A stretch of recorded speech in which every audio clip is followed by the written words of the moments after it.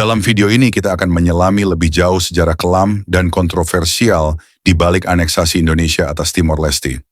Kita akan membahas seluruh rangkaian peristiwa, mulai dari dinamika politik setelah Revolusi Anyelir di Portugal, drama kekuasaan antar faksi lokal, hingga keputusan strategis Presiden Soeharto. Narasi ini tidak hanya memaparkan fakta, tetapi juga menggali motif terdalam, strategi geopolitik, dan arsitektur intelijen yang melatar belakangi operasi militer terbesar di Asia Tenggara pasca Perang Dunia II. Pada 25 April 1974, rakyat Portugis menggusur rezim Estado Novo melalui Revolusi Anyelir yang membawa harapan baru di Lisbon. Namun di seberang benua, rakyat Timor Leste masih terjebak dalam bayang-bayang penjajahan selama lebih dari 400 tahun. Pemerintah transisi Portugal yang menghadapi tekanan ekonomi dan politik memutuskan meninggalkan koloni-koloninya tanpa rencana penerus yang matang. Akibatnya, di Libak Medan, laga sengit antar faksi UDT, Fretilin, dan Apodeti memperebutkan kekuasaan, meninggalkan kekosongan struktural yang siap dieksploitasi kekuatan regional. Saat gerakan UDT melancarkan kudeta pro-kolonial pada 11 Agustus 1975, Timor Leste terbagi dua. Fretilin merespons dengan cepat, memobilisasi massa di kota-kota, dan merangkul elemen desa. Latar belakang ideologis Fretilin yang berbau Marxisme-Leninisme menimbulkan kecemasan di Jakarta, di mana rezim Orde Baru pulih dari gesekan internal dan menghadapi tantangan separatis di Aceh dan Papua. Tanggal 28 November 1975, Xanana Gusmão dan pemimpin Fretilin lainnya memproklamasikan kemerdekaan Timor Leste, memicu kecaman keras Jakarta. Angkatan Darat Indonesia yang dipimpin Mayor Jenderal Mordani menilai hal ini sebagai ancaman langsung terhadap keamanan nasional dan doktrin Trisula yang menekankan pencegahan komunisme, khususnya di kawasan Zero Line, Asia Tenggara. Tim militer TNI merancang Operasi Seroja dengan rahasia tinggi. Latihan di Pulau Nusa Tenggara, pengumpulan intelijen melalui mata-mata lokal, bahkan negosiasi kejutan dengan faksi Apodeti untuk menciptakan alibi politik. Semua petunjuk digelar, pesawat Hercules terbang malam, kapal perang bersiaga di Laut Timor, dan pasukan elit RPKAD dikerahkan untuk merebut titik-titik strategis. Satu hari sebelum invasi, delegasi ASEAN dipimpin Presiden Gerald Ford dan Menlu Henry Kissinger bertemu Soeharto. Meski ASEAN Electronics secara resmi menyebut netral, dokumen rahasia menunjukkan persetujuan taktis untuk menjaga stabilitas anti-komunis. Dukungan logistik dan intelijen AERAS terbukti vital dalam menekan perlawanan awal Fretilin Fajar 7 Desember 1755 membuka babak baru. Ribuan personel TNI mendarat di Dili Suai dan Bau Chau. Ledakan granat membungkam mimpi kemerdekaan. Fretilin yang tak siap menghadapi serangan terkoordinasi, terpaksa mundur ke pedalaman Timor dan memulai perang gerilya yang berlangsung hingga dekade berikutnya. Tahun 1991, penembakan brutal di pemakaman Santa Cruz mengungkap wajah gelap kekuasaan. Ratusan warga sipil menjadi korban saat tentara membuka api pada kerumunan damai. Rekaman video menyebar ke seluruh dunia. Kedalaman birokrasi, biaya politik dan ekonomi mulai menumpuk. Anggaran besar dialokasikan untuk operasi keamanan, relokasi transmigran, dan rehabilitasi wilayah. Sejak penguasaan wilayah, Indonesia menggali potensi minyak gas di Laut Timor melalui kontrak-kontraktor asing. Tambang tembaga, emas, dan pasir besi di daratan menjadi sumber pendapatan baru. Namun eksploitasi ini menghadirkan konflik agraria dan kerusakan lingkungan parah. Pada sidang umum PBB, puluhan negara mengecam aneksasi, resolusi untuk menarik mundur pasukan berulang kali diajukan, tapi diblokir oleh Amerika Serikat dan Sekutu. Sanksi minimal diterapkan sehingga tekanan internasional tak memadai untuk menghentikan operasi. LSM global seperti Amnesty International dan Human Rights Watch mengumpulkan bukti pelanggaran HAM massal. Pembantaian, penghilangan paksa, penyiksaan, dan penahanan sewenang-wenang. Kampanye ini mendorong kesadaran publik di Eropa dan Amerika menekan pemerintah Barat untuk mengevaluasi dukungan militer kepada Indonesia. Liputan jurnalis independen, film dokumenter, dan laporan radio Australia memainkan peran penting. Wawancara dengan korban dan saksi mata menyajikan narasi humanis yang menggugah simpati global.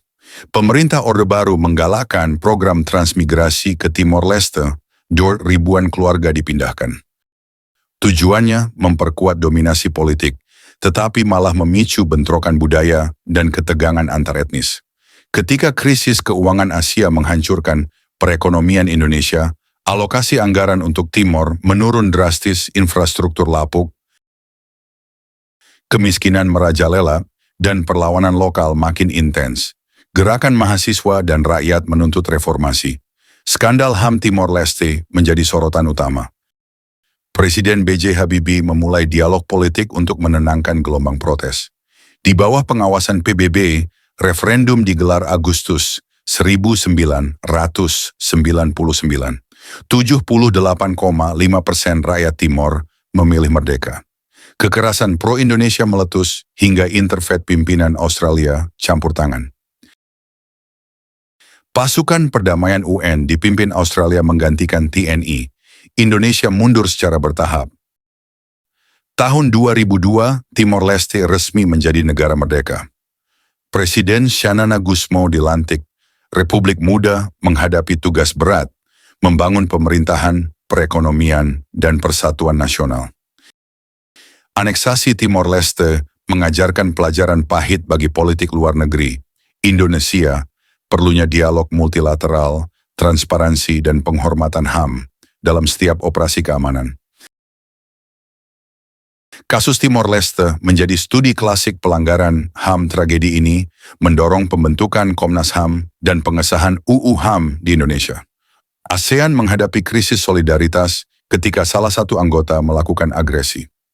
Doktrin non-interference diuji memicu perdebatan tentang peran blok regional dalam menengahi konflik internal. NATO friendliness, pergeseran fokus ke konflik non-tradisional. Terorisme, perompakan, dan bencana alam. Indonesia menjadi pemain utama dalam operasi bantuan bencana di kawasan kini. Indonesia dan Timor Leste menjalin kerjasama di bidang energi, keamanan perbatasan, dan kebudayaan. Hubungan yang dulunya tegang perlahan berbenah menuju kemitraan sejati. Proyeksi cadangan gas lapangan, Greater Sunrise, rencana pipa gas, dan investasi infrastruktur. Potensi pertumbuhan ekonomi Timor juga menjadi peluang bagi investor Indonesia. Testimoni mantan sipil, pejuang gerilya, dan transmigran. Narasi personal ini memberi wajah humanis pada statistik dan angka. Bagaimana simbol-simbol nasionalitas, bendera, lagu kebangsaan, dan tradisi lokal dimainkan dalam propaganda dan retorika politik. Tantangan stabilitas politik, ketimpangan ekonomi, dan ancaman lingkungan. Harapan generasi muda. Timor dalam menciptakan masa depan lebih adil. Aneksasi Timor Leste bukan sekadar tindakan militer atau keputusan politik. Ia adalah kisah kompleks tentang identitas, kekuasaan, dan perjuangan. Indonesia saat itu sebagai negara pasca kolonial yang masih membangun sistem kenegaraannya, terjebak dalam paradigma geopolitik perang dingin, di mana komunisme dianggap musuh absolut, dan stabilitas internal lebih berharga daripada hak menentukan nasib sendiri. Dalam konteks ini, pilihan untuk melakukan invasi dan aneksasi dianggap sebagai tindakan pertahanan strategis. Namun sejarah mencatat dengan caranya sendiri. Aneksasi itu berakhir dalam tragedi kemanusiaan dan luka diplomatik yang masih terasa hingga hari ini. Ribuan korban sipil, kerusakan infrastruktur, serta trauma kolektif yang dialami oleh rakyat Timor Leste menjadi pengingat bahwa kekuatan militer tidak selalu membawa kedamaian. Tindakan yang tidak disertai legitimasi rakyat dan penghormatan terhadap hak asasi hanya akan menanam bibit kebencian. Bagi Indonesia, peristiwa ini menjadi pelajaran penting, bahwa menjadi kekuatan regional tidak hanya berarti memiliki militer kuat atau pengaruh diplomatik, tetapi juga harus berlandaskan pada prinsip moral, transparansi, dan keterbukaan terhadap dialog. Aneksasi Timor Leste juga menjadi titik balik dalam perumusan ulang politik luar negeri Indonesia, pasca Orde Baru, menuju arah yang lebih moderat, demokratis, dan berorientasi pada kerja sama internasional. Kini, setelah 2 dekade lebih, hubungan Indonesia dan Timor Leste terus mengalami pemulihan. Kerjasama ekonomi, pendidikan, dan keamanan terus ditingkatkan. Tapi sejarah tak bisa dihapus. Ia harus dikenang, dipahami, dan dijadikan cermin. Kita tidak bisa mengubah masa lalu, tapi kita bisa belajar darinya agar masa depan tidak kembali ke kegelapan serupa. Mari kita jadikan tragedi ini sebagai fondasi bagi peradaban yang lebih adil dan manusiawi. Karena di atas segala strategi dan kepentingan, ada satu hal yang tak boleh dilupakan: kemanusiaan.